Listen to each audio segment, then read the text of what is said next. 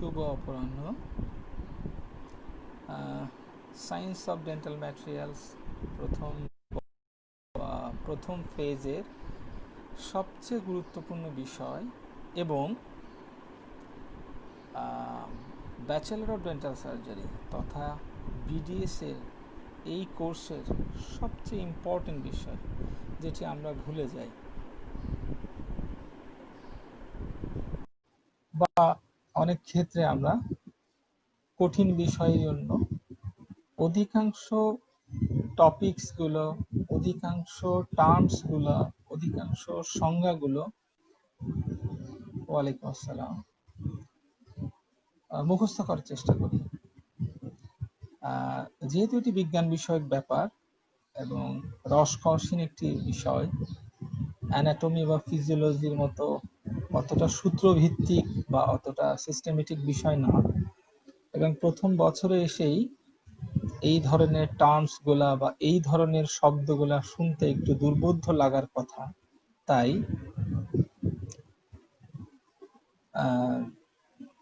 সেই বিষয়গুলোকে সহজবোধ্য করার জন্য এই অলস সময়ে প্রিয় ছাত্রছাত্রীবৃন্দের জন্য আজকের এই অবতারণা। আজকের বিষয় অর্থাৎ শুরুর বিষয়টি শেষে এসেছি, ইতোমধ্যে কাস্টিংটি আমি তুলে ধরেছি প্রিয় ছাত্রছাত্রীদের সামনে। প্রথম বর্ষ বা এই মেতে যাদের পরীক্ষা হওয়ার কথা ছিল, দুর্ভাগ্যবশত যারা পিছিয়ে গেলেন, এটা কিছু করার নেই, প্রাকৃতিক দুর্যোগ, সৃষ্টিকর্তা জন্য এটি মানুষ, সৃষ্টিকর্তা হয়তো পরীক্ষা করছে সবাইকে। এটা মনুষ্য সৃষ্ট কিছু না, তাই আমাদেরকে অপেক্ষা করতে হবে, বাসায় থাকতে হবে, সুস্থ থাকতে হবে এবং অবশ্যই ডেন্টিস্টকে ভালোবেসে সামনে এগিয়ে যেতে হবে। সেই শ্রদ্ধাবোধ এবং ভালোবাসার জায়গা থেকে এই বিষয়টাকে সহজবোধ্য করার জন্য আমার যারা পূর্বসূরি ছিলেন, শ্রদ্ধেয় শিক্ষক যারা ছিলেন, তাদের প্রতি শ্রদ্ধা রেখে তাদের পথ অনুসরণ করেই আমি আসলে এই দুর্বোধ্য বিষয়টিকে আমার ক্যারিয়ারের শিক্ষক পেশাগতার মূল বিষয় হিসেবে বেছে নিয়েছি। তাই অবশ্যই কঠিন হলেও আমার কাছে একটু ভালো লাগে, সেই ভালো লাগাটাকে সহজবোধ্য করার জন্যই আমার ক্ষুদ্র প্রয়াস। তো আজকের টপিকসটা হলো টার্মিনোলজি অফ ডেন্টাল ম্যাটেরিয়ালস, অর্থাৎ সায়েন্স অফ ডেন্টাল ম্যাটেরিয়ালসে যে সংজ্ঞাগুলো আছে, যে টার্মসগুলো ইউজ হয় বা যে কনসেপ্টগুলো ইউজ হয়, সেই কনসেপ্টগুলোকে ক্লারিফিকেশন যদি আমরা না করতে পারি from the introduction, from the starting, আসলে পুরো বিষয়টি দুর্বোধ্য মনে হবে। তাই এই মাঝখানে, অর্থাৎ আগের চ্যাপ্টার পরে সেকেন্ড ক্লাসে এসে আমার নিজের থেকেই আমার মনে হলো যে টার্মিনোলজি বিষয়টিকে সামনে আনার দরকার। এটি পুরো ডেন্টিস্ট্রি, কনজারভেটিভ ডেন্টিস্ট্রি, প্রস্থোডন্টিক্স, অর্থোডন্টিক্স এবং অপারেটিভ ডেন্টিস্ট্রি প্রচুর ইম্পর্টেন্ট একটি বিষয়। আমরা আসছি, আসলে টার্মিনোলজিটা শুরু হয় কোথা থেকে? বিষয়টির নাম হচ্ছে সায়েন্স অফ ডেন্টাল ম্যাটেরিয়ালস, অর্থাৎ ডেন্টিস্ট্রিতে যে উপাদান, যে উপকরণগুলো ব্যবহৃত হয়ে থাকে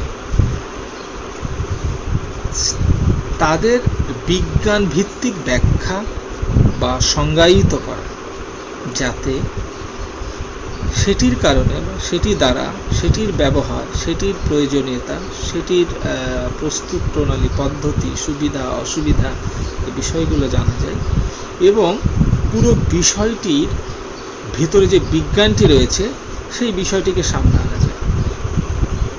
এটি ভূমিকা ছিল। মূল বিষয় ফিরে যাচ্ছি। আসলে টার্মিনোলজি অফ ডেন্টাল ম্যাটেরিয়ালস, ওয়ালাইকুম আসসালাম, terminology of dental materials equals to all the properties of dental materials. The materials used in dentistry have different kind of properties, different kind of entity, different kind of natures. These materials may be liquid, these materials may be solid, these materials may be a mixed gaseous condition like this. A lot of materials is used here. So আমরা সেই শুরু থেকে আসি, আসলে বস্তু কি ধরনের হয়? তরল মানে লিকুইড, কঠিন মানে সলিড, এবং বায়বীয় অর্থাৎ গ্যাসিয়াস। একদম শুরু থেকে শুরু করছি, যেখান থেকে আমরা শেষ করেছি ফিজিক্স এবং কেমিস্ট্রি।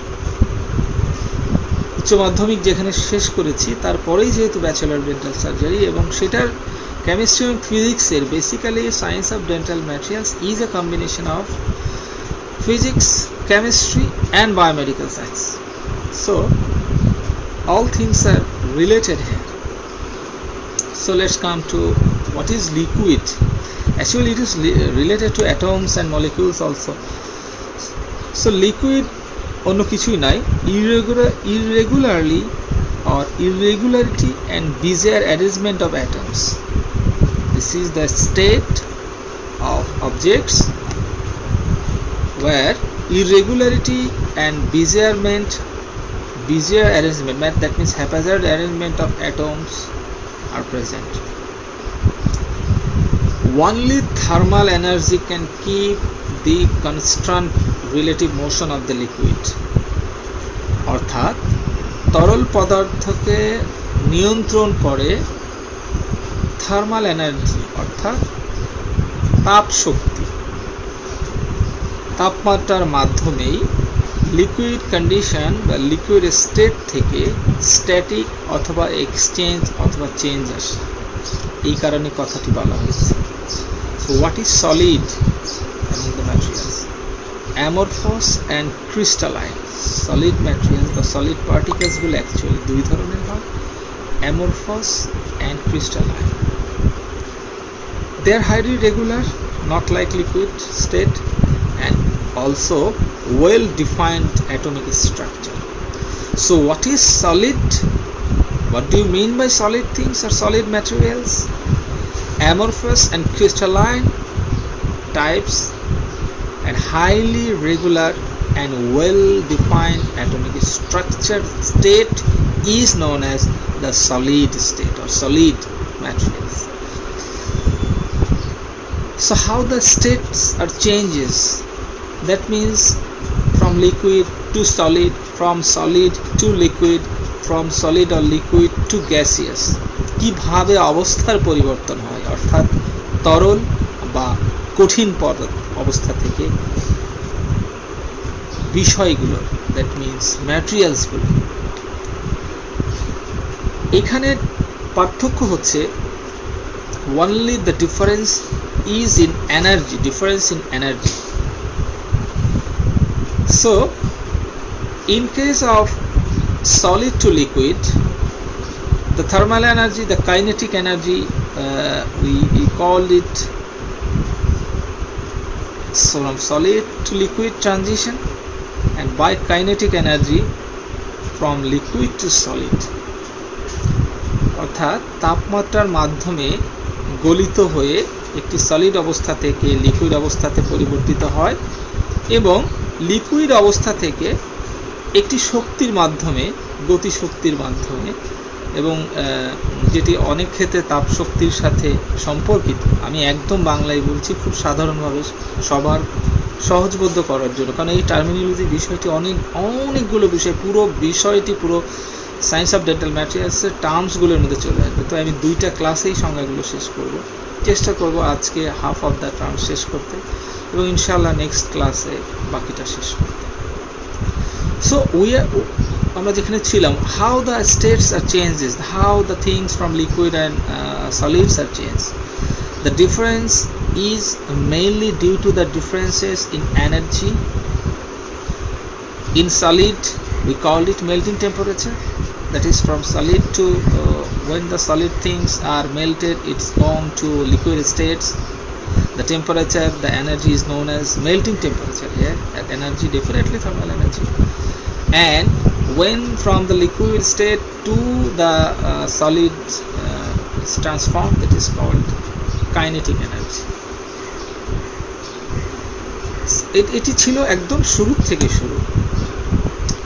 এখন যদি আমরা কেমিক্যাল প্রপার্টিজের দিকে আস্তে আস্তে যেতে থাকি, তো we have to know some terms, কতগুলো শব্দ আসে, অর্থাৎ আমরা মেটালার্জি যখন পড়ব বা যখন আমরা অ্যালয়গুলো পড়ব, এই বিষয়গুলো খুব গুরুত্বপূর্ণ। বা আমরা যখন পোর্সেলিন পড়ব, what is bonding?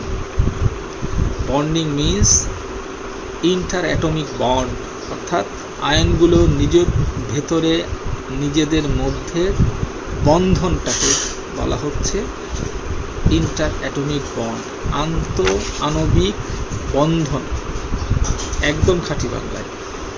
So what are the different types of bond in science?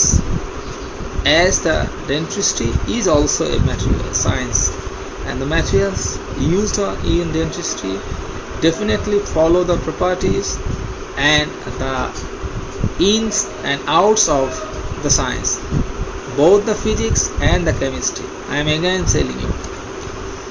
So there are three types of bond in science of dental materials usually got. Number one is ionic bond, number two is covalent bond, and most commonly used a metallic bond.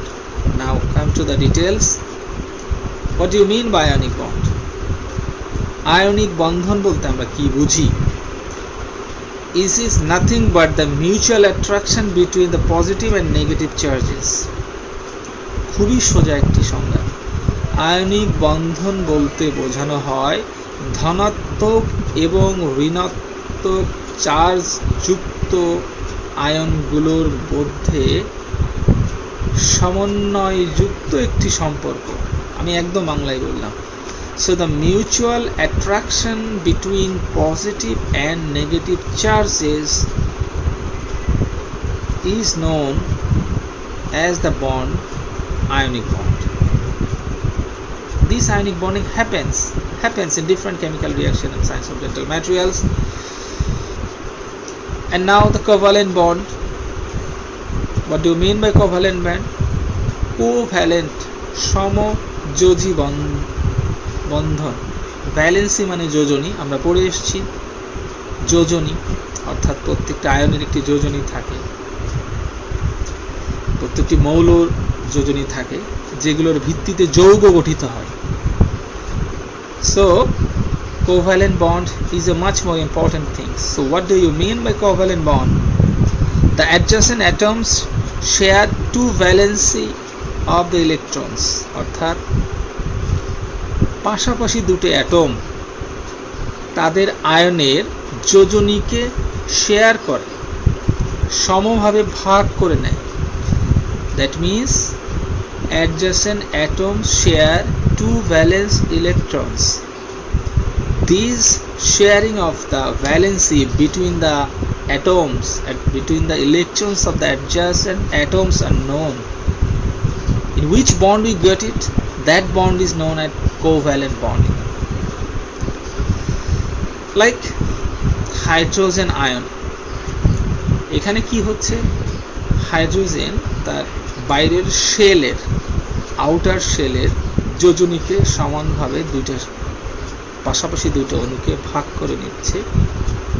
ফলশ্রুতিতে যে মৌলটি হচ্ছে, যে আয়নটি হচ্ছে, সেটি হচ্ছে hydrogen. এটি একটি সমযোজী বন্ধনের উদাহরণ। আয়নিক বন্ধনের উদাহরণ আমরা দিতে চেয়েছিলাম সোডিয়াম ক্লোরাইড বা হাইড্রোক্লোরিক অ্যাসিড। এখানে সোডিয়াম ধনাত্মক আয়নযুক্ত একটি মৌল, ক্লোরিন ঋণাত্মক আয়নযুক্ত মৌল, যেটাকে আমরা বলি সোডিয়ামকে আমরা প্রকাশ করি Na, আমরা আয়ন যদি প্রকাশ করি n এর উপর একটি প্লাস দিয়ে, এবং chlorine Cl-। So when the sodium plus chlorine comes in a mutual attraction and form sodium chloride, like hydrogen chloride or hydrochloric acid. Here also hydrogen is a positive charges and chlorine is negative charges. So when they come into mutual attraction and contact, they form the bonds, ionic bonding. So this is the example of ionic bonding, that is hydrogen chloride and also sodium chloride. And so what is the example of covalent bond? Hydrogen, because এই দুইটি আয়নকেও share করছে, পাশাপাশি যে দুটি অণু আছে, atom আছে, তার মধ্যে দুঃখিত আয়নকে শেয়ার করছে না, যোজনীকে শেয়ার করছে। So this is hydrogen bonding. So hydrogen bonding is a one kind of important example of a covalent bond. And now come to metallic bond. একটু দুর্বোধ্য মনে হবে, পরে পরিচিত টার্মসগুলো যখন আমরা আলাপ করব তখন ভালো লাগবে হয়তো, আশা করি কিছুটা। আসলে বিজ্ঞান বিষয়টা অনেক ক্ষেত্রে রসকসীন, এবং তার মধ্যে রসকসীন বিষয়টি হচ্ছে সায়েন্স অফ ডেন্টাল ম্যাটেরিয়ালস। আর সেই কঠিন দায়িত্বটি আমি পালন করি আমার প্রতিষ্ঠানে। আর আজকে অনেক প্রতিষ্ঠানের প্রিয় ছাত্রছাত্রীদের জন্য এই দুর্বোধ্য কাজটি হাতে নিয়েছি। জানি না কতটুকু পারবো, চেষ্টা করছি গল্পের মাধ্যমে যতটুকু সহজবদ্ধ করা যায়। So hydrogen bonding is the importance of covalent bond. And now last but not the types of bond, least, that is metallic bond. So valency electrons form each metallic atom. Valency electrons from each metallic atom form the electric cloud. একটা cloud নামে একটা circle তৈরি করছে এখানে, অর্থাৎ যোজনীযুক্ত আয়নগুলা প্রত্যেকটা মেটালের মধ্যে যে অ্যাটম থাকে, অণুর যে আয়নগুলো থাকে, এই মেটাল ফর্ম হয়েছে যে আয়নগুলো দ্বারা, তাদের যে যোজনীগুলো আছে সেই যোজনী এবং এই অণুগুলো, এই অ্যাটমসগুলোর যে আয়নগুলো আছে তারা মিলে একটি ক্লাউড তৈরি করে। They form a electronic cloud. So in a simple manner, valency of the electrons form the electronic cloud in case of metal, and this cloud type of bonding between the atoms by their valencies, by their electrons using their valencies, is known as metallic bonding. So এখানে এই তিনটে বন্ধনকে আমরা বলি primary bonding, that is ionic bond, covalent bond and metallic bond. আসলে এগুলো operative ডেন্টিস্ট্রিতে অনেক কাজে দিবে। সায়েন্স অফ ডেন্টাল ম্যাটেরিয়ালসের এবং রেস্টোরেটিভ ম্যাটেরিয়ালস যখন আমরা পড়ব তখন এগুলো অনেক কাজে দিবে।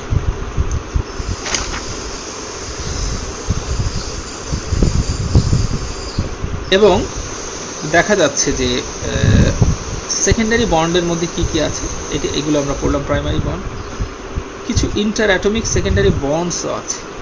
আমি যেটা বলেছিলাম একটু আগে, একটি উদাহরণ দিয়েছিলাম, একটু ভুল ছিল, ওটি হাইড্রোজেন আয়ন ছিল। হাইড্রোজেন বন্ডিংয়ের কথা যেটি বলেছি এটি বেসিক্যালি সেকেন্ডারি বন্ডস হিসেবে আমরা বলতে পারি। এটি উদাহরণ জেনে রাখলাম, এটি ডিটেলস না জানলে হবে। আরেকটি বিষয় আমরা শুনে থাকবো, ভ্যান ডার ওয়ালস শক্তি, that means van der Waals force. What do you mean by van der Waal force? This is nothing but the dipole, that is bipolar attraction in between the symmetric atoms. Here, one half of the bipole, as it is considering as bipole, মানে দুইটি প্রান্ত যেহেতু বলা হচ্ছে এই বন্ধনগুলোতে, এই শক্তির মধ্যে, ভ্যান ডার ওয়ালস ফোর্সের মধ্যে। সো ডাইপোল বা বাইপোল যেটাই বলি না কেন, half portion is positive and half portion of the bonding are negative. So totally এই যে half of the charges are positive and half of the charges are negative, both these combinedly forms definitely a bond, and the energy and the forces forms here, that is known as van der Waals force. Sometimes occasionally somebody can ask, or some during studying of some topics you may get this. That's why I denote this matter. So these are nothing but some secondary bond like hydrogen bond and some van der Waals force, and also some crystalline structure like space lattice. We will discuss in metallurgy then later. So space lattice are definitely of three types. This is also some atomic relation: face center, body center, and simple cubic, and there are some sorts of like close packed hexagonal, a lot of difficult terms are there. It will come next in metallurgy or alloy chapters when inshallah, if we get a chance, then we'll discuss it. Just when knowing that here some sorts of secondary bond or interatomic bonds are here, like hydrogen bonding, like van der Waals force,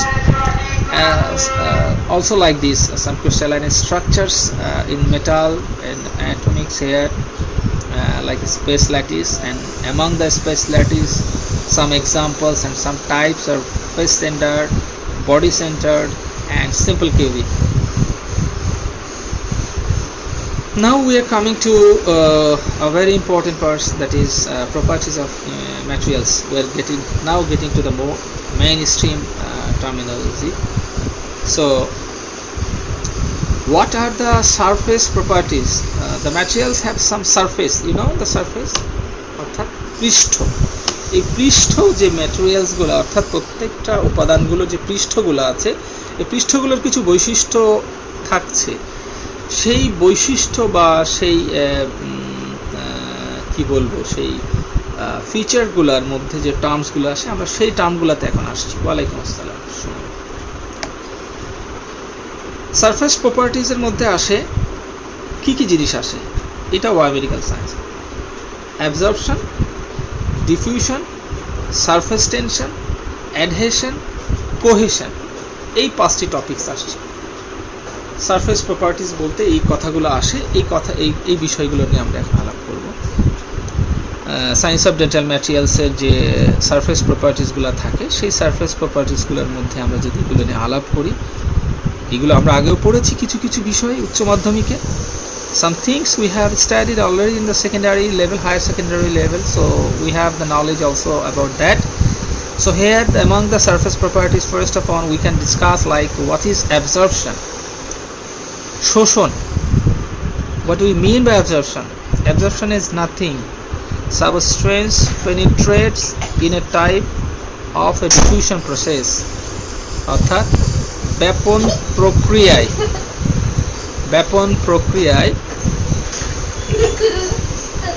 প্রক্রিয়ায় ভেদ করে যখন এক পাশ থেকে আরেক পাশে যায়, অর্থাৎ when the substances penetrates from a surface to another surface through the diffusion process in the materials used in dentistry with the surface properties, we call it absorption. অর্থাৎ একটি বিষয় আমরা এই বিষয়গুলো আসবে পরে, যে এই ম্যাটেরিয়ালসের অ্যাবজর্পশন প্রপার্টিজ ভালো, ওই ম্যাটেরিয়ালসের অ্যাবজর্পশন প্রপার্টিজ ভালো না, অ্যাবজর্পশন হলে এখানে ভালো হতো, এইখানে গ্যাস অ্যাবজর্পশন হয়, এখানে ম্যাটেরিয়ালস অ্যাবজর্পশন হয়, এই সেপারেটিং মিডিয়া অ্যাবজর্ব হয়ে যায়, এই কথাগুলো আসবে। সো আমরা অ্যাবজর্পশনটি জানতে হবে, what is absorption. So absorption কিছুই না, this is when a substance penetrate in a type of diffusion process. Substance যখন একটা মাধ্যম থেকে অন্য মাধ্যমে ভেদ করে চলে যায়, সেটা প্রক্রিয়াটাকে আমরা শোষণ বলি ইংরেজিতে, অর্থাৎ আমাদের ভাষায় ডেন্টিস্ট্রি বা সায়েন্সের ভাষায় আমরা বলি absorption. Secondly we come into diffusion. এই যে একটু আগেই বললাম যে ডিফিউশন প্রসেসে পেনিট্রেট করে যায়, তাই না? তো প্রশ্ন আসতেই পারে বা আমার মনে জাগতেই পারে যে ডিফিউশনটা তাহলে কি, what do you mean by diffusion. ডিফিউশনের বাংলা অর্থ হচ্ছে ব্যাপন, যেটি আমরা বায়োলজিতে পড়ে এসেছি, বাংলা মিডিয়ামে যারা পড়েছে তারা জানে। So what do you mean by diffusion? Movement of a solvent molecules from a higher concentration to the lower concentration, অর্থাৎ অধিক ঘনত্বযুক্ত স্থান থেকে তরল পদার্থ যখন কম ঘনত্বযুক্ত তরলের দিকে যায়, অর্থাৎ এখানে সলভেন্ট মানে দ্রাবক বা দ্রব, এই কথাগুলো তো আরেকটু কঠিন হয়ে যাবে আমরা বললে।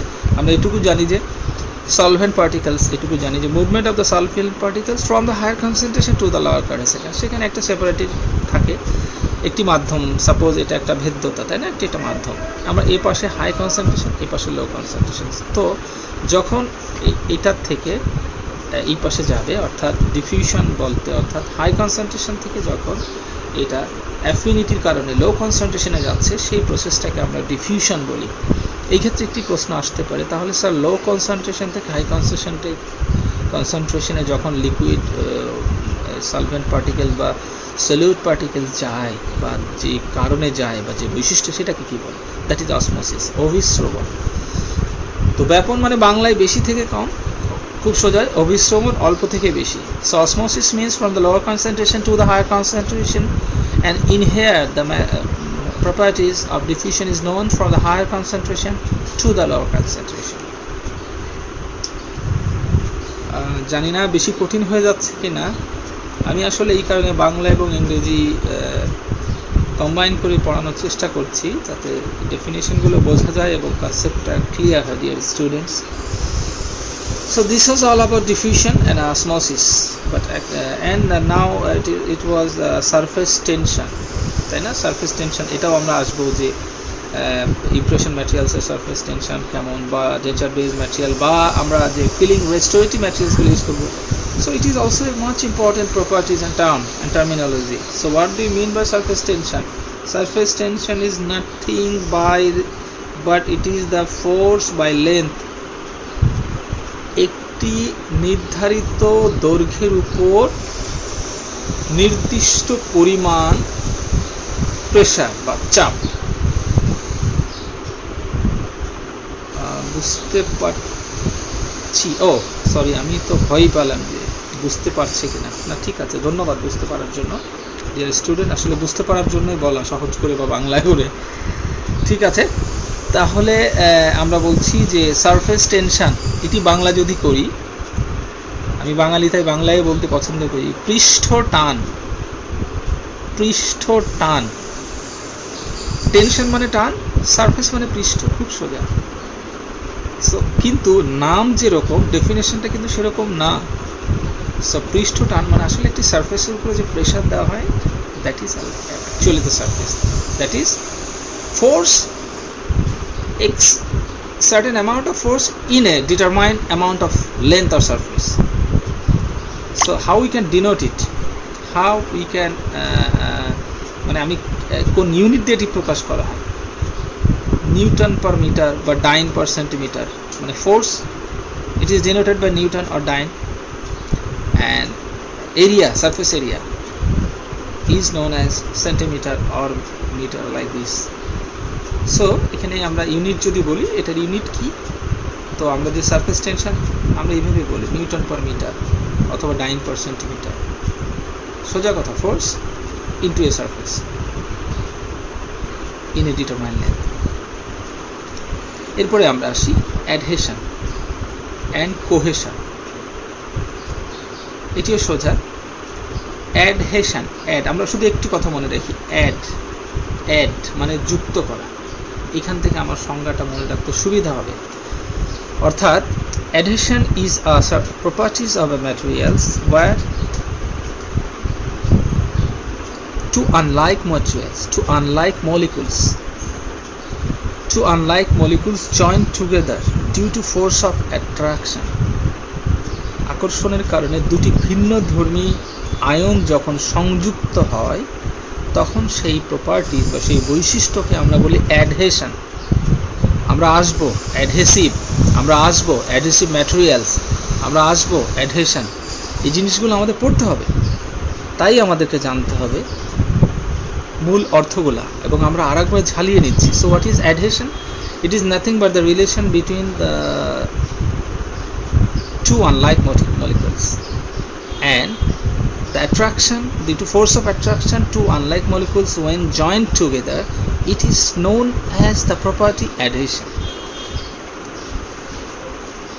Also definitely mechanical and chemical adhesion, mechanically hote pare, chemically hote pare.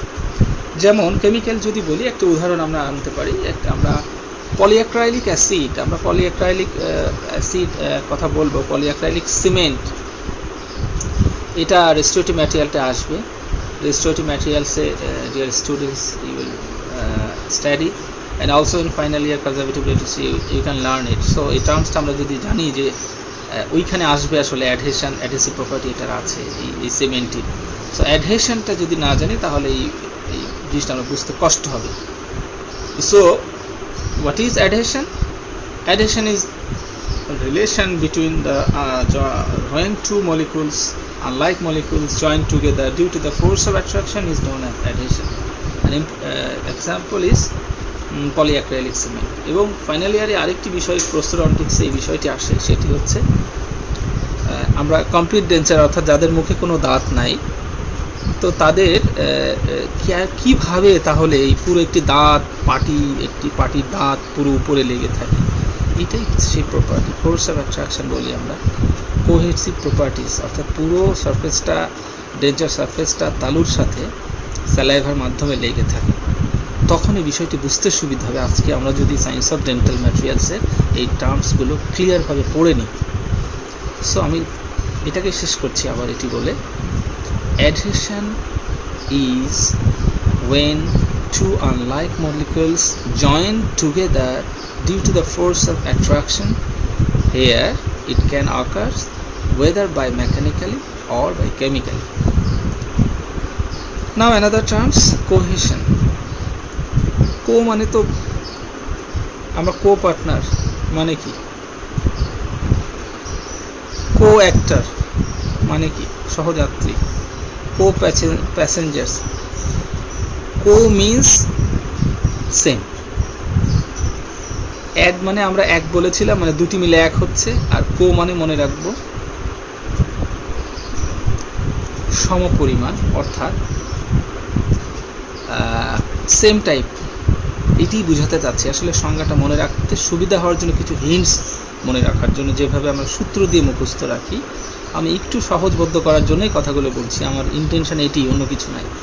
So what do you mean by cohesion? When two same or like molecules or substance join together, same by the force of attraction is between them. অর্থাৎ যখন একই প্রকৃতির দুইটি molecules নিজেদের মধ্যে সংযোগ স্থাপন করবে আকর্ষণজনিত কারণে, তখন সেই বৈশিষ্ট্যটিকে বলা হবে কোহেশন। আবার বলছি, when two like or same molecules or substance join together due to the force of attraction between them is the property known as cohesion. Example, gold foil. Foil মানে আমরা মেয়েরা জানবো, ছেলেরাও জানবো যারা বাইরে ঘোরাঘুরি বেশি করি, আমরা ফয়েল প্যাক বলি, বা আমরা বলি যখন বারবিকিউ কাবাব খেতে যাই তখন ফয়েল দিয়ে এটাকে টেম্পারেচার কন্ট্রোল করি। আর মেয়েরা তো জানবোই যারা বাসায় সুন্দর রান্না করে, স্বাভাবিক। সো গোল্ড ফয়েল মানে it's a thin part of gold metal or gold alloy. So যখন গোল্ড অ্যালয়টাকে ইউজ করি তখন আমরা সেম টাইপ অফ গোল্ডের দুইটি ফয়েলকে যখন একসাথে করে আমরা যুক্ত করি, তখন এই দুইজনের মধ্যে যে সম্পর্কের কারণে ওরা একসাথে যুক্ত হয়, এই বৈশিষ্ট্যটিই হচ্ছে কোহেশন। আগে আমরা উদাহরণ দিলাম অ্যাডহেশন, যেমন একটি হচ্ছে পলিঅ্যাক্রাইলিক সিমেন্ট এবং কমপ্লিট ডেঞ্চার ইন ইডেন্টুলাস পেশেন্ট। আরেকটি উদাহরণ এটি ছিল অ্যাডহেশন। কোহেশন হচ্ছে আমরা same like molecules, gold foil. এই বৈশিষ্ট্যগুলো ছিল আসলে পৃষ্ঠদেশের বৈশিষ্ট্য, surface properties of the materials used in dentistry. Now we can come into the mechanical properties of the materials used in dentistry. Mechanical মানে যান্ত্রিক, না? যান্ত্রিক বৈশিষ্ট্য। আমরা বলি যে বিষয়টা টেকনিক্যাল, সলিড। মেকানিক্যাল মানে হচ্ছে যান্ত্রিক বলতে পারি আমরা, না? হ্যাঁ। তো এইখানে কিছু মেকানিক্যাল প্রপার্টিজ আমাদের ডেন্টাল ম্যাটেরিয়ালসগুলোর আছে। ডেন্টাল ম্যাটেরিয়ালসগুলোর মেকানিক্যাল প্রপার্টিজ যদি আমরা জানতে চাই, তার মধ্যে খুব সবার আগে চলে আসবে স্ট্রেস অ্যান্ড স্ট্রেন। আমরা শুরু করছি আজকে, এটিও একটা অনেক ইম্পর্টেন্ট। আমরা আজকে এই মেকানিক্যাল প্রপার্টিজ দিয়ে শেষ করব, এবং পরবর্তীতে আমরা rheological and optical properties and biocompatibility পড়ব। পুরোটা আমরা নিয়ে শেষ করবো নেক্সট ক্লাসে। সো এটিও একটি ভাস্ট বিষয় এখন যেটিতে আমরা যাচ্ছি, মেকানিক্যাল প্রপার্টিজ। আসলে একসাথে অনেকগুলো বিষয়কে সামনে আনলে কঠিন হয়ে যাবে, তাই আমি আস্তে আস্তে, যেহেতু সময় আছে, যেহেতু আমি ফিল করি শিক্ষকতা একটি দানের বিষয়, এবং আমি যত বেশি শেয়ার করব তত নিজে বেশি জানবো, আমার ভুল থেকে আমি শিক্ষা নেব, এবং আমি যতটুকু জানি ততটুকু অন্যকে জানালে তারাও অন্যকে জানাতে পারবে, এভাবেই জ্ঞান বিতরণ হবে। তাই অল্প করে বেশি ক্লাস নিয়ে যদি সুবিধা হয় ছাত্রছাত্রীদের জন্য মনে হয় সেটি উপকার হবে। একজন শিক্ষক হিসেবে এটি আমার মনে হয়, তাই আমি নির্দিষ্ট সংখ্যক কিছু কিছু করে এগোচ্ছি। So among the mechanical properties today we will discuss a much more important thing, very very important thing, এবং এটি রিটেন ভাইভা বলো অসপি প্র্যাকটিক্যাল সব জায়গাতে ইম্পর্টেন্ট। স্ট্রেস অ্যান্ড স্ট্রেন দুটোই একটি ইম্পর্টেন্ট জিনিস। স্ট্রেস এবং স্ট্রেন দুটোই আমাদের কাছে একরকম লাগে, তাই না, যে চাপ। এখন দেখা যাক সংজ্ঞার মাধ্যমে বা গঠনগত কি পার্থক্য রয়েছে। So what do you mean by stress? Stress is nothing on the external force per unit area acting on atoms on a given plane. আবার বলছি, stress is an external force per unit area that acts on an atom in a given area, given plane or surface. অর্থাৎ একটি নির্দিষ্ট স্থানে বা একটি নির্দিষ্ট পৃষ্ঠের উপরে বাইরে থেকে যে ফোর্সটি আমরা অ্যাপ্লাই করি সেই ফোর্সটিকেই বলা হচ্ছে স্ট্রেস, অর্থাৎ নির্ধারিত প্রেসার নির্ধারিত স্থানের উপর। আমরা যদি এটিকে সমীকরণের মাধ্যমে দেখি, so stress equal to force per unit area, force per unit area. যেমন আমরা যদি এটির ইউনিট কিভাবে প্রকাশ করি, আমরা বলি PSI, pound per square inch, এটি একটা example. So what do you mean by stress? External force per unit area on a given surface is known as stress. মানে একটা নির্ধারিত সারফেসের উপর আমি এই যে this is called a stress. What is a strain? এটাও অবশ্যই ফোর্সের কারণে, কিন্তু একটি পার্থক্য আছে। Due to external force in the dimension of the material, that is deformation. পার্থক্য এটা। স্ট্রেস মানে একটি পার্টিকুলার এরিয়াতে এক্সটার্নাল ফোর্স দিচ্ছি কিন্তু ডিফরমেশন হচ্ছে না, অর্থাৎ এটি নষ্ট হচ্ছে না, কিন্তু সে প্রেসার অনুভব করছে, তাই সেটাকে বলা হয় স্ট্রেস। আর স্ট্রেইনের বাংলা যদি বলি, এটাকে আমরা কি বলি বাংলায় জানো? এটাকে বলা হয় বিকৃতি। বাংলায় আমরা যখন পড়েছি ফিজিক্সে এটাকে বলা হতো বিকৃতি, সেই টার্মসটাই আবার এসে ডেন্টিস্ট্রিতে আমরা পেলাম। So what is a strain? Due to external force changes in the dimension of the material, that is deformation. তার মানে এক্সটার্নাল ফোর্সেসের কারণে একটা পার্টিকুলার এরিয়াতে এক্সটার্নাল ফোর্স দেওয়া হলে যে অবজেক্টের উপরে ফোর্সটা দেওয়া হচ্ছে তার ডিফরমেশন হচ্ছে। পার্থক্য এইটা। This is a strain, but when in stress external force is being applied on the particular surface or particular object, but there is no deformation, সেটি হচ্ছে চাপ। ওটির ইউনিট ছিল ফোর্স পার ইউনিট এরিয়া। আমরা যেমন pound, force যদি হয় pound এবং area যদি হয় ইঞ্চ, তাহলে ইউনিটটি হবে pound per square inch, so PSI।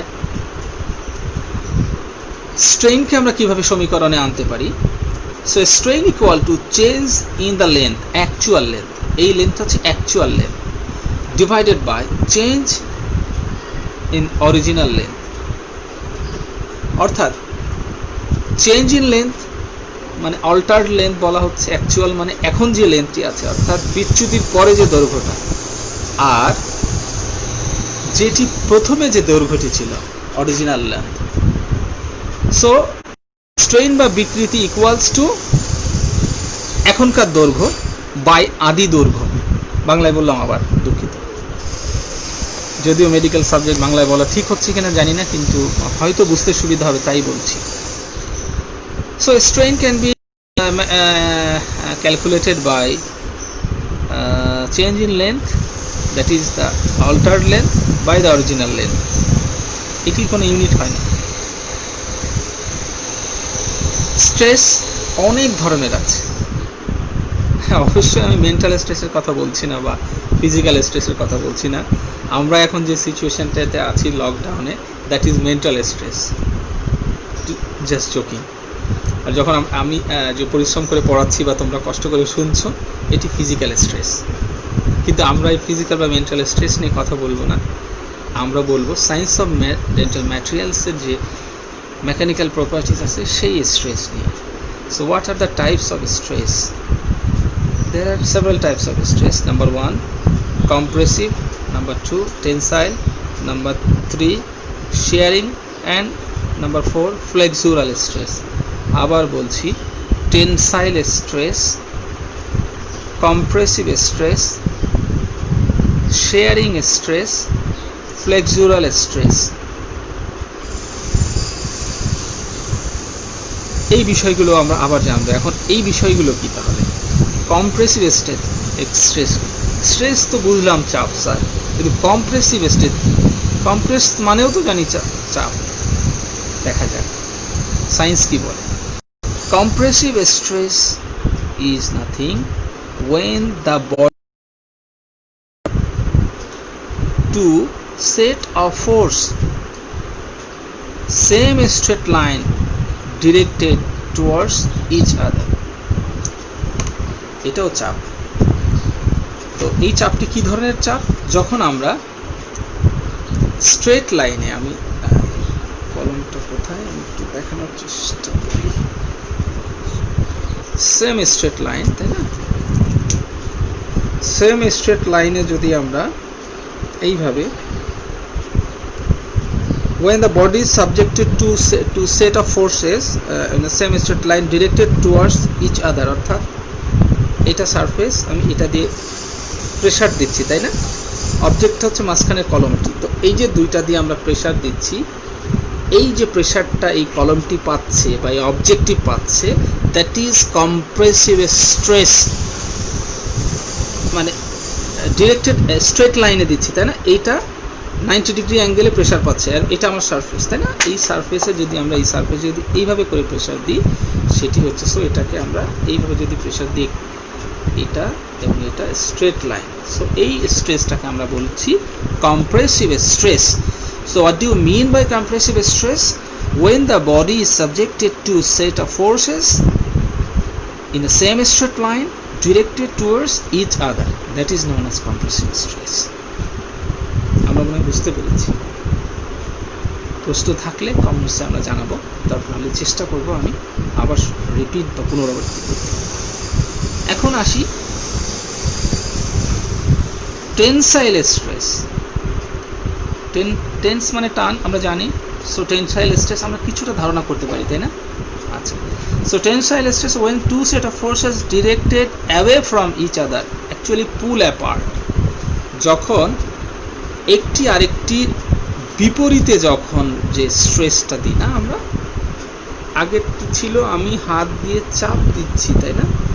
So pressure towards each other, pulled apart, তাই না? আমরা এইটাকে দুইটাকে দুই প্রান্ত দিয়ে প্রেসার দিচ্ছি, আলটিমেটলি কি হচ্ছে, এটি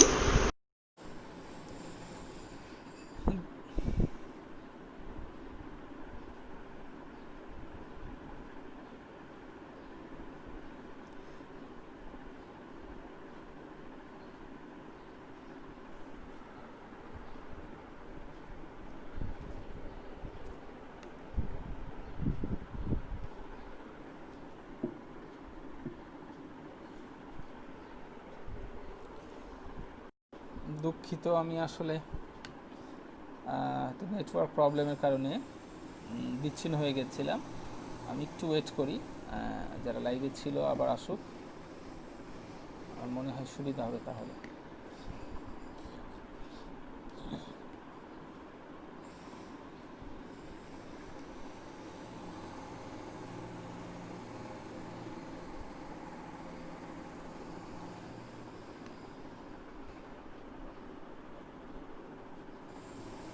দুঃখিত, নেটওয়ার্ক প্রবলেম ছিল, আসলে আমার কিছু করার নাই। এটা এটা অবশ্য মেকানিক্যাল না, এটি টেকনিক্যাল ফল্ট, নেটওয়ার্ক এটা।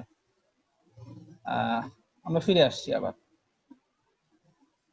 সো আমরা ছিলাম যে জায়গাটায়, টেনসাইল স্ট্রেস আমাদের ছিল, আমরা এখন আসছি আবার। So what is shearing stress? Sharing stress কি? শেয়ারিং স্ট্রেস হচ্ছে, অর্থাৎ একটি ছিল একটার বিপরীতে দুই দিক থেকে চাপ দেওয়া, আরেকটি ছিল দুটা দুই দিকে সরে যাওয়া, আর এখন যেটি আমরা আলাপ করব সেটা হচ্ছে একটি আরেকটাকে ওভারল্যাপ করা। So sharing stress, what is shearing stress? Shearing stress is sliding of a portion of a body over another, not same straight line. একদিকে না, বিপরীত দিক থেকে একটি অবজেক্ট বা একটি সাবজেক্ট বা একটি ম্যাটেরিয়ালস যখন আরেকটির উপরে ওভারল্যাপ করবে, তখন তাকে, সেই স্ট্রেসটাকে বলা হচ্ছে sharing stress. So if we define shearing stress, what is shearing stress? Shearing stress is of of body of the materials or the objects over one another, but not in the same straight line, like this. This is not a same straight line. So what happens here? Like this, sliding occurring here, right? Here is sliding occurring like this. এখানে কিন্তু sliding হচ্ছে একটি আরেকটির বিপরীত, এটি কিন্তু same straight লাইনে হচ্ছে না। সো একটি যখন আরেকটি সারফেসকে যাবে এবং সেটা প্রেসারের কারণে, আমি যখন পার্টিকুলার সারফেসে সেটি একটি আরেকটিকে ওভারল্যাপ করবে, অর্থাৎ this are overlapping and sliding of the surface is occurring here. So this is shearing stress actually.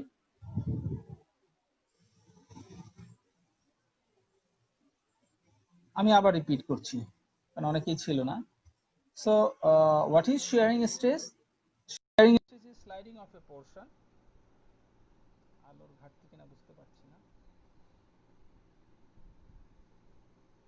sliding of a portion of that, but not in the same straight line. This is shearing stress. And lastly, another type of stress we got in the definition or in the property, that is flexural stress. Flexural stress, flex কথাটা বোধহয় আমাদের পরিচিত, বাকিটুকু আমরা নতুন বা আমাদের কাছে দুর্বোধ্য। সো ফ্লেক্সুরাল স্ট্রেসটি কি? ফ্লেক্সুরাল স্ট্রেস মানে হচ্ছে বেন্ডিং, তাই না? সো এবার হয়তো একটু আলো পাচ্ছি না, ঠিক আছে। So ফ্লেক্সুরাল stress is nothing like, it's a 3 point loading forces procedures. এটা ত্রিমাত্রিক একটি বিষয়, এটা কিন্তু দ্বিমাত্রিক না। আগের বিষয়গুলো অর্থাৎ কম্প্রেশন, টেনশন, অর্থাৎ কম্প্রেসিভ স্ট্রেস, টেনসাইল স্ট্রেস এবং শেয়ারিং স্ট্রেস ছিল যেরকম দ্বিমাত্রিক বিষয়। সোজা কথা, কম্প্রেসিভ স্ট্রেসে ছিল দুটি বিপরীত সেম স্ট্রেট লাইনে একদিক দিয়ে প্রেসার দিব আর এদিক উইথস্ট্যান্ড করবে, এটা একই দিকে, মানে দুটার মুখ একদিকে চলে আসবে, তাই না? ওয়ালাইকুম আসসালাম তৃষা। এরপর হচ্ছে tensile, apart from together, that is also দ্বিমাত্রিক বিষয়। and also shearing stress, when give pressure in different direction like this, overlapping of the surface one another, এটাও দ্বিমাত্রিক বিষয়। বাট বেন্ডিং বিষয়টা হচ্ছে একটি ত্রিমাত্রিক বিষয়, but it is also a type of stress, it is known as flexural stress. what happens here, এটা হচ্ছে আসলে হয় কি, আমরা এটা যেমন নাই না, আমরা কিভাবে বোঝাই আচ্ছা, এটা একটি চিরুনি আছে আমার হাতে, এটি একটি রাবার জাতীয় বিষয়। সো এটিকে যখন আমরা এইভাবে এই যে বেন্ড করছি, অর্থাৎ এটিও কিন্তু external force, there is also some force is applying here, but it is not going to here, but it is not stress, মানে ডিফর্ম হচ্ছে না, প্রেসার নিচ্ছে কিন্তু ডিফর্ম হচ্ছে না। সো এটা ওভারল্যাপও করছে না, এটা সংকুচিতও হচ্ছে না, বা এটা টান অনুভব করছে না, এটা বেন্ড হয়ে যাচ্ছে during flex because it is flexible. So this type of stress is known as flexural stress. So these four type of stress we got in science of dental materials. So far I describe here.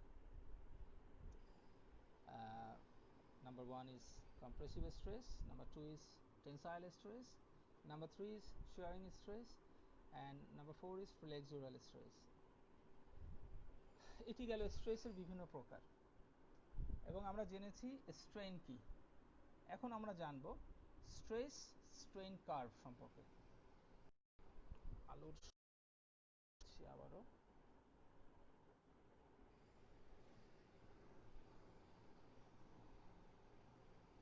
এইবার বোধহয় ঠিক আছে,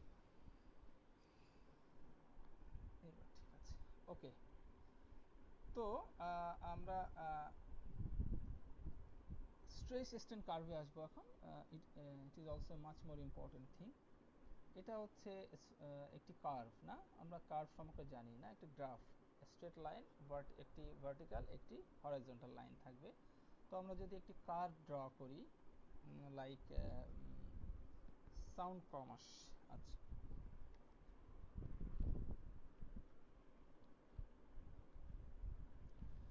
so আমরা যদি stress strain curve সম্পর্কে, very very important also because এটা short note আসে এবং ইনভ্যারিয়েবলি ভাইভাতে এটি জিজ্ঞেস করা হয়, অস্কিত তো করা হয়ই। তো এটি stress strain curve definitely curve related to stress and stress. আমরা ভার্টিক্যালি যদি স্ট্রেস নিই এবং স্ট্রেনটাকে যদি নিয়ে ধরে নিয়ে এটা হরাইজন্টালি হয়, সেই ক্ষেত্রে এই কার্ভটিকে আমরা বলবো স্ট্রেস স্ট্রেন কার্ভ। এই স্ট্রেস স্ট্রেন কার্ভে কিছু টার্ম আসবে, much more important terminology will appear here. Number one is এখানে আসবে proportional limit, এখানে আসবে elastic limit, এখানে আসবে wild strength, yield strength, ultimate strength, modulus of elasticity। এই জিনিসগুলো আসলে খুবই গুরুত্বপূর্ণ, কারণ আমরা আসলে ইম্পর্টেন্ট ম্যাটেরিয়ালস বা ডেঞ্চার বেস ম্যাটেরিয়ালসের মধ্যেই বৈশিষ্ট্যগুলো নামেই পড়বো, কিন্তু আমরা যদি এটি কনসেপ্ট না জানি আমাদের জন্য বুঝতে কষ্ট হবে। সুতরাং এই কার্ভের মধ্যে কতগুলো টার্মস আসবে সেই টার্মসগুলো আমরা জানার চেষ্টা করি। সো প্রপোর্শনাল লিমিট কি? স্ট্রেস স্ট্রেন কার্ভ যদি আমরা ড্র করি, অর্থাৎ একটা ম্যাটেরিয়ালসের উপরে প্রদানকৃত ফোর্সকে যদি আমরা কার্ভে আনতে চাই এবং সেইখানে আমরা যদি স্ট্রেনটাকে আমরা হরাইজন্টালি ধরি এবং ভার্টিক্যালি যদি স্ট্রেসটাকে ধরি, আলটিমেটলি কি হচ্ছে, within the elastic range the relative stiffness or rigidity of the materials is known as it is about modulus of elasticity। এটা আমরা আনবো, কিন্তু আমরা প্রপোর্শনাল লিমিট সম্পর্কে জানি, এটা কিছুই না, এটা greatest stress that a material will sustain without deviation। কঠিন হয়ে গেল, আচ্ছা সোজা করে দিচ্ছি। সর্বোচ্চ যে পরিমাণ চাপ একটি ম্যাটেরিয়ালস বা অবজেক্ট সহ্য করার ক্ষমতা রাখে এবং সেটার একটা লিমিট বা সেটির একটা সীমা আছে। সরি, আমি কাউকে ধমক দিচ্ছি না, আমি বিজ্ঞানের ভাষা বলছি। So the limit, the extreme limit of the stress, that is much more stress, that is the highest stress limit when a material can withstand without the deviation, অর্থাৎ এটা বিকৃত না হওয়া পর্যন্ত, নষ্ট না হওয়ার আগ পর্যন্ত, অর্থাৎ সর্বোচ্চ যে পরিমাণ প্রেসার সহ্য করে একটা ম্যাটেরিয়াল ডিফর্মেশন হওয়া থেকে নিজেকে বিরত রাখে, সেই লিমিটটাকে বলা হয় প্রপোর্শনাল লিমিট। আবার বলছি, হোয়াট ইজ প্রপোর্শনাল লিমিট?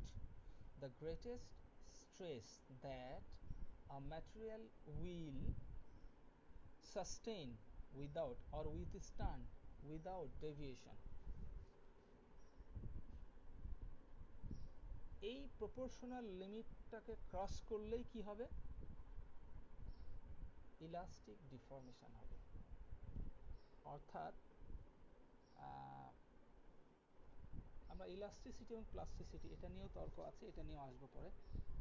আসলে ইলাস্টিসিটি মানে হচ্ছে একটি নির্ধারিত সংখ্যা সম্পূর্ণ বিকৃতি হওয়ার পর সেটি যখন আবার ওর আগের জায়গায় ফিরে আসতে পারে সেটাকে আমরা বলি ইলাস্টিক লিমিট। আসছি এই কার্ভেই কথাগুলো আসবে। তো আমরা প্রপোর্শনাল লিমিট আরেকবার পড়ি, অর্থাৎ সর্বোচ্চ যে পরিমাণ স্ট্রেস একটি অবজেক্ট বা ম্যাটেরিয়াল সাস্টেইন বা উইথস্ট্যান্ড করতে পারে সেটাকে বলা হচ্ছে প্রপোর্শনাল, সেই লিমিটটাকে বলা হচ্ছে প্রপোর্শনাল লিমিট। এবং এই যে পয়েন্টটা অর্থাৎ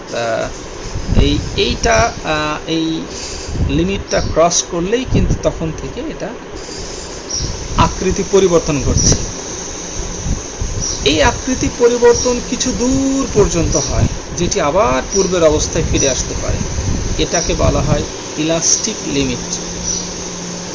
আর এই আকৃতি পূর্বের অবস্থায় না ফিরে আসার জন্য আরো কিছু দূর যায়, সেটাকে বলা হয় প্লাস্টিক লিমিট। এবং তারপরে যে অবস্থানটিতে যায় দ্যাট ইজ ডিফর্মেশন, তখন ওটি ছিঁড়ে যায়, টিয়ারিং হয়ে যায় বা ডিস্টরশন হয়ে যায়। সেই জায়গাগুলো আমাদের জানতে হবে যে প্লাস্টিসিটি কি, ইলাস্টিসিটি কি, টাফনেস কি, মডুলাস অফ ইলাস্টিসিটি কি, প্রপোর্শনাল লিমিট কি। আমরা শুধু জানলাম what is proportional limit. Stress strain curve থেকে যে জিনিসটি আমরা জানলাম,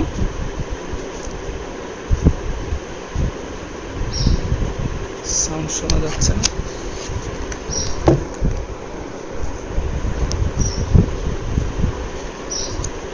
আচ্ছা এখন শোনা যাচ্ছে, একটু কেউ রেসপন্স করলে সুবিধা হবে। শোনা যায়?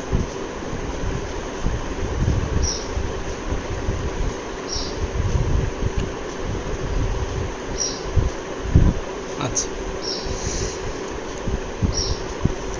সো প্রপোর্শনাল লিমিটটা আমরা যেটা জানলাম যে গ্রেটেস্ট স্ট্রেস লিমিট যেটা একটা ম্যাটেরিয়াল সাস্টেইন করতে পারে। তারপরে আমরা আসি elastic limit. So maximum stress that a material can without permanent deformation, যেটি বলছিলাম। সো প্রপোর্শনাল লিমিটের পরে হচ্ছে, হ্যাঁ শ্রীকান্ত মজুমদার বলছে যে শোনা যাচ্ছে, thank you Shrikant. So elastic limit হচ্ছে কি, এই প্রপোর্শনাল লিমিটের, ইমতি ইসলাম, হ্যাঁ ধন্যবাদ। ইলাস্টিক লিমিট হচ্ছে যে ম্যাক্সিমাম স্ট্রেস যেটা এই প্রপোর্শনাল লিমিটের পরে, অর্থাৎ এটা ডিফর্মেশন হবে কিন্তু আবার পূর্বের অবস্থায় ফিরে আসতে পারবে, অর্থাৎ এটি টান অনুভব করবে। কৌশিক বলছে শোনা যাচ্ছে, হ্যাঁ ঠিক আছে, থ্যাংক ইউ, ধন্যবাদ সবাইকে। সো ম্যাক্সিমাম স্ট্রেস, সর্বোচ্চ যে পরিমাণ টান, অর্থাৎ আমরা একটি রাবার, তাই না, ইলাস্টিক কাকে বলে?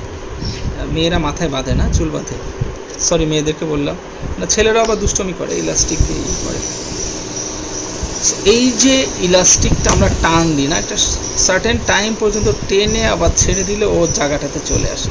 সো এটা কিন্তু স্ট্রেস না, একটা সার্টেন লেভেল পর্যন্ত ও লম্বা হয় না, অর্থাৎ ওই ইলাস্টিকটা যতটুকু লেন্থ ততটুকু থাকে, তার থেকে একটু বেশি টানলে ও ওর আগের যে লেন্থ ছিল তার চেয়ে আরেকটু লম্বা হয়।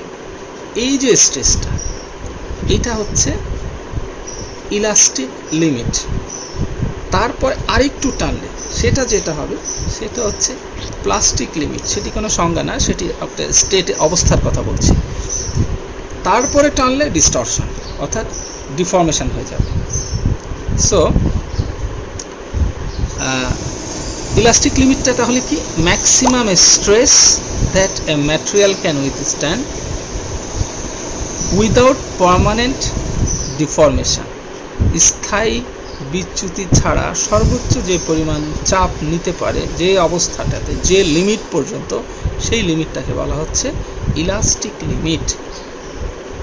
এখানে আরেকটি সংজ্ঞা আছে এই কার্ভের, yield strength WL, এটি হচ্ছে from this point specific deviation starts, অর্থাৎ ওই যে বললাম ইলাস্টিক লিমিটের পরে যে পয়েন্ট, মানে এটা স্টেট ছিল প্লাস্টিক লিমিট, সো প্লাস্টিক লিমিটটা যে পয়েন্টের পর থেকে শুরু হচ্ছে, অর্থাৎ ডিফর্মেশন যে পয়েন্টের পর থেকে শুরু হচ্ছে, সেই পয়েন্টটাকেই বলা হচ্ছে yield strength. So from this point, অর্থাৎ যে পয়েন্ট থেকে আমরা বিচ্যুতি ঘটছে, অর্থাৎ এক্স্যাক্ট স্ট্রাকচার ডিফর্ম হচ্ছে, সেই পয়েন্টের যে স্ট্রেংথ মানে একটি নির্ধারিত পয়েন্ট থেকে হয়, সেইটাকে আমরা বলছি yield strength. এখন খুব ইম্পর্টেন্ট একটা বিষয়, এবং এটা দিয়েই শেষ করব আমরা, মডুলাস অফ ইলাস্টিসিটি। এটি ইমপ্রেশন ম্যাটেরিয়াল, ডেন্চার বেস ম্যাটেরিয়ালসে প্রায়ই আসে কথাটা আমাদের মনে।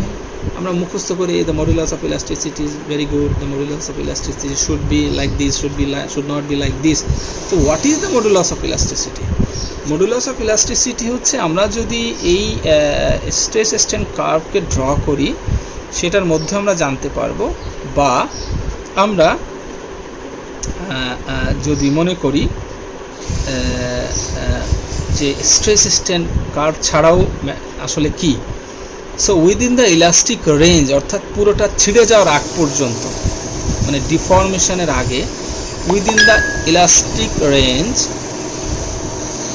The relative stiffness or rigidity of materials, খুব সোজা ইলাস্টিক রেঞ্জের মধ্যে সর্বোচ্চ স্ট্রেস বাই সর্বোচ্চ স্ট্রেন, অর্থাৎ সর্বোচ্চ পরিমাণে স্ট্রেস দেওয়ার পর সর্বোচ্চ পরিমাণ বিকৃতি, অর্থাৎ প্রচুর প্রেশার দিলাম এবং সে ডিফর্ম হয়ে গেল, কিন্তু সে কিন্তু ছিঁড়ে গেল না বা নষ্ট হলো না, ইট ডাজন্ট ডিস্টর্ট।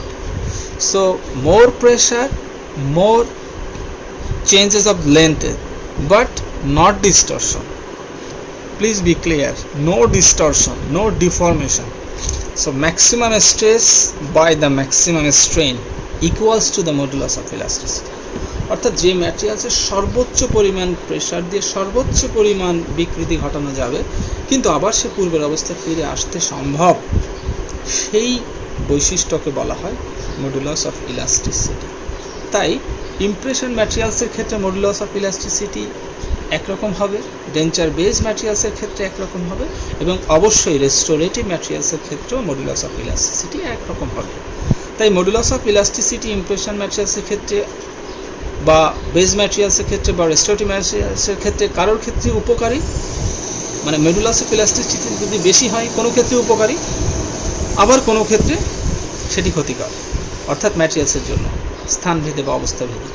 এই জন্য এটি জানা গুরুত্ব। আরেকটি অ্যাটিপিক্যাল টার্মস অনেক সময় আমরা জানতে চাই বা আমাদের আসে, সেটি হচ্ছে পয়জনস রেশিও। না, এটি বিষ না, এটি আসলে যে সায়েন্টিস্ট বা যিনি এটা নিয়ে কাজ করছেন তার নাম অনুসারে এই রেশিও এটাকে বলা হয়। এটা হচ্ছে the ratio between the lateral strain by the longitudinal strain. যদিও আমরা পড়েছি স্ট্রেন মানে কি বলেছিলাম, এটি পড়েছিলাম আমরা বিকৃতি, অর্থাৎ লেন্থ, অ্যাকচুয়াল লেন্থটি পরিবর্তিত হয়ে, যে পরিবর্তিত মূল লেন্থ থেকে পরিবর্তিত লেন্থ হয়ে যাওয়ার যে রেশিওটা, সেটা হচ্ছে স্ট্রেন বা বিকৃতি। বৃষ্টি সরকার, ওয়ালাইকুম আসসালাম, থ্যাংক ইউ তসনিম। তো এখন এই বিকৃতির আরেকটি রেশিও আমরা পয়জনস রেশিও বলেই আমরা ডিনোট করছি। আমি আবার বলি এই কঠিন রেশিওটি। So what do you mean by Poisson's ratio? Poisson's ratio is nothing but the ratio between the lateral strain and longitudinal strain, অর্থাৎ changes in length, altered length by the original length in perpendicular is straight, that means perpendicular strain, and lateral strain ki changes in length with relation to the actual length in lateral. So lateral strain and perpendicular strain এর যে রেশিওটা, সেটা হচ্ছে poison ratio. কেন poison ratio দরকার, কেন modulus of elasticity দরকার, কেন প্লাস্টিসিটি দরকার, টাফনেস কি জিনিস, এবং স্পেস ল্যাটিস কি জিনিস, এই জিনিসগুলো আমরা নেক্সট টার্মিনোলজি পার্ট 2-তে শেষ করব। শুধু আমি আজকে যে টপিকসগুলো জাস্ট পয়েন্ট আউট করেছিলাম আমি আবার সামারাইজ করি, যেটি আমার জাস্ট হেডিংটা আমি শুধু টুকে রেখেছি। সো আজকে যে বিষয়গুলো আমরা জানলাম, over the whole of the lectures today we discuss about the terminology of dental materials, what is the liquid and solid state of the materials and objects, what do we mean by bonding, what is ionic bonding, what is covalent bonding, what is metallic bonding, what are their examples, what are the different examples of secondary bonds, what do we mean by covalent bond, hydrogen bond, what are the examples of space lattice, and what are the surface properties like adhesion, cohesion, diffusion, surface tension, like these, and there are some methods. We also discuss about some mechanical properties like stress, strain. Among the stress we discuss stress, tensile stress, shearing stress. We discuss also about the stress and strain curve. Among the stress strain curve we discuss about some terminology like proportional limit, like yield strength, like elastic limit, like modulus of elasticity, and the Poisson's ratio. I think we should discuss slowly and in a specific manner, in a very easiest way, so there will be feedback and you will get time to learn about these difficult terms, and I think so make these things easier by slowly discussing you.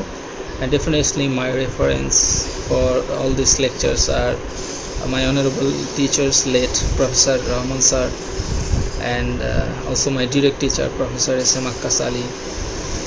He has some guidelines when he was a teacher of me, and there are some renowned faculty like in Dhaka Dental College when we study, and also some books like Joype, Manapalli, and E.C. Kumbe. These Phillips also, definitely these are the examples of the this source of lecture in science of dental materials. So for today, thank you dear all, and today I'm concluding my this second lecture for science of dental materials. Inshallah next we will conclude the second part of the terminology of science of dental materials and another properties of the materials. So best of luck dear students, and thank you for watching and hearing me about these boring subjects and boring topics. I don't know how much I made it clear, but I tried my level best. Stay safe in your home, keep yourself healthy, keep your family healthy, and also make healthy and safe of whole for the nation. Pray for all of your safety, and Ramadan Mubarak. Thank you. Assalamu alaikum.